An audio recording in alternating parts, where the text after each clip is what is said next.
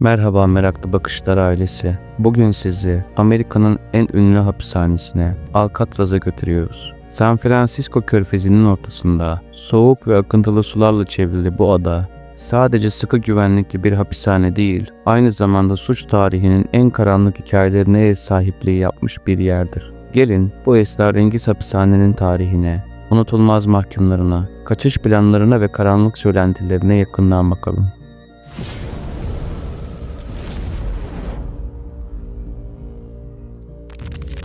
Alcatraz Adası 1861-1963 yılları arasında cezaevi olarak kullanılmış bir adadır. San Francisco Körfezi'nde sahile 2,5 kilometre uzaklıkta 9 hektar alana yayılmış olan Alcatraz Adası, ABD'nin en ünlü hapishanelerinden biri olma özelliğini taşımıştır. İspanyolların yönetiminde olan ada, Pelikanlar Adası olarak da adını taşımaktaydı.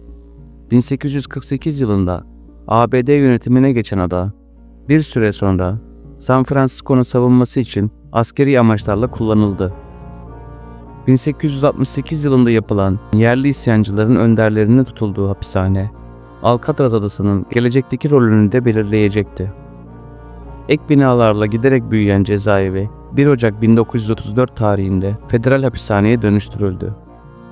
Disiplinin sıkı tutulması amacıyla yeni hükümlü alınmayıp diğer cezaevlerinden tehlikeli hükümlüler buraya nakledilirdi. 1934 Haziran'ında çeşitli yerlerden 196 tutuklu ve hükümlü bu kaçılması çok zor olan adaya taşındı. Alcatraz Adası birçok ünlü suçluyu da ağırlamıştı. Bunlardan bazıları Al Capone, Doc Barker, makineli tüfek George Kelly, Alcatraz kuşçusu olarak bilinen Robert Stroud, Bonnie ve Clyde ikilisinin şoförü Floyd Hamilton ve Elvin Caprice gibi isimlerdi. Hükümlülerin sayılarla isimlendirildiği Alcatraz'da çok basit temel gereksinimler dışında hiçbir ayrıcalık yoktu. Cezaevi kitaplarından yararlanmak için bile en az 5 yıl sorun çıkarmayan bir mahkum olma şartı aranıyordu.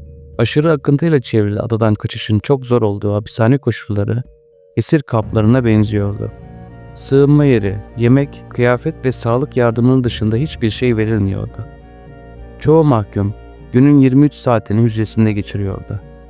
Ancak fırsat gelirse dışarıya temizlikçi olarak 1 saat kadar çıkabiliyorlardı. Ana binada kapılar ve pencereler demir parmaklıklarla kapalıydı. Adanın etrafı ise soğuk körfez suları ve bolca köpek balığı ile çevriliydi.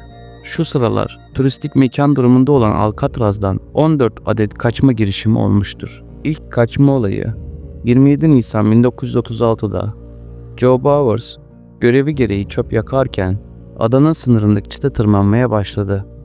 İnmesi için yapılan ikazları reddedince gözetleme kulesinden bir görevli tarafından vuruldu ve 20-30 metre yüksekten aşağıya düştü. Ağır yaralandı ve hayatını kaybetti.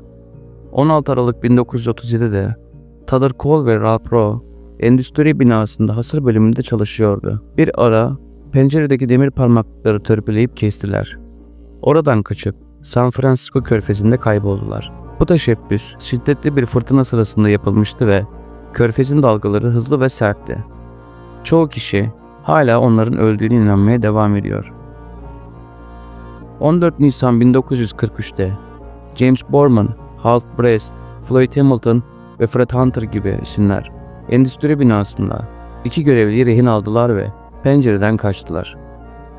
Görevlilerden biri diğer görevlileri uyarabildi. Adadan uzaklara doğru yüzmekte olan Borman, Brest ve Hamilton'a ateş açıldı. Hunter ve Brest tutuklanarak cezaevine geri götürüldü. Borman vurulmuştu ve görevliler ona ulaşamadan denizin derinliklerinde kayboldu. Cesedi bulunamadı. Başlarda Hamilton'ın denizde kaybolduğu sanılıyordu. Her nasılsa 2 gün boyunca sahil şeridinde bir kayanın arkasına saklanmış bekliyordu. Hamilton endüstri binasına geri döndüğünde görevliler tarafından yakalanarak tutuklandı.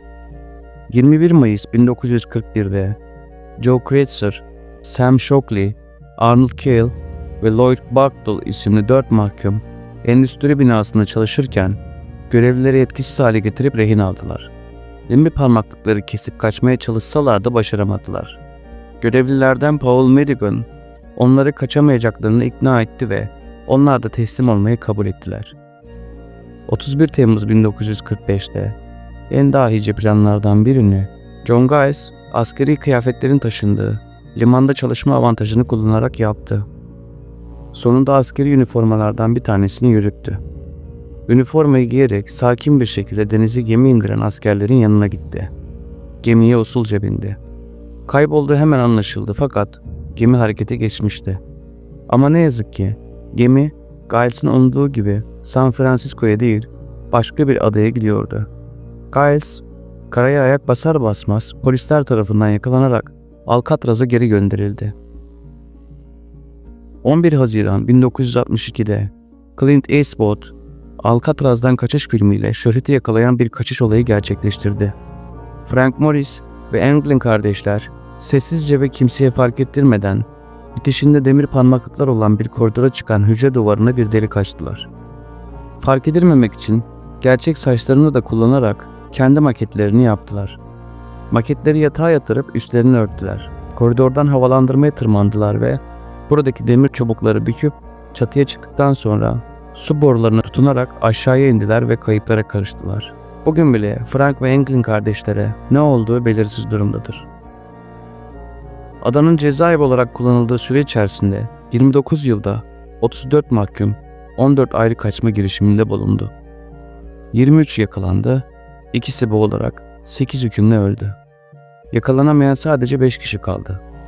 1946 yılında yaşanan isyan girişimi kanlı bastırıldı. 2 gün süren çatışmalarda 3 hükümlü, 2 güvenlik görevlisi öldü. 18 görevli yaralandı. Yakalanan 3 hükümlüden ikisi gaz odasında ölümle cezalandırıldı. 1962 yılında gerçekleşen son kaçış olayında kaçak hükümlülerin yakalanmamış olmasının sonucunda aynı yıl cezaevi kapatıldı. Hükümlüler başka yerlere nakledildi. 2005 yılında Johnny Wilson adında 9 yaşında bir çocuk, Katrina kasırgası kurbanlarına yardım için para toplamak amacıyla kaçılmaz denilen Alcatraz adasından San Francisco'ya 2 saatten az bir sürede yüzerek geçti. 2008 Şubat ayında Alcatraz cezaevinin yıkılması için yapılan referandum, San Francisco seçmenlerin %72'lik oy oranıyla reddedildi. Bugün Alcatraz Adası ve Alcatraz Hapishanesi, yılda 750 bin ziyaretçinin gittiği bir müze ve 1982 yılından beri Golden Gate Ulusal Dinlence Bölgesi'nin bir parçası olarak kullanılmaktadır. Alcatraz Adası ve cezaevi ile ilgili olarak IMDb kaynaklarına göre 19 sinema filmi çekilmiştir. Alcatraz Kuşçusu, Hapisten Kaçış ve Alcatraz gelmektedir. Alcatraz yalnızca bir hapishane değil, insanın direnme gücünü, özgürlük tutkusunu ve karanlık geçmişin izlerini taşıyan bir efsanedir. Kaçış hikayeleri, burada yaşanan acılar ve gizemlerle dolu atmosferiyle Alcatraz, tarihindeki yerini koruyor. Peki ya sizce Alcatraz'dan kaçmak mümkün müydü? Frank Morris ve Anglin kardeşler gerçekten kurtulmuş olabilir mi? Yorumlarda görüşlerinizi bizimle paylaşmayı unutmayın. Eğer bu hikayeler ilginizi çektiyse videoyu beğenmeyi ve kanalımıza abone olmayı unutmayın.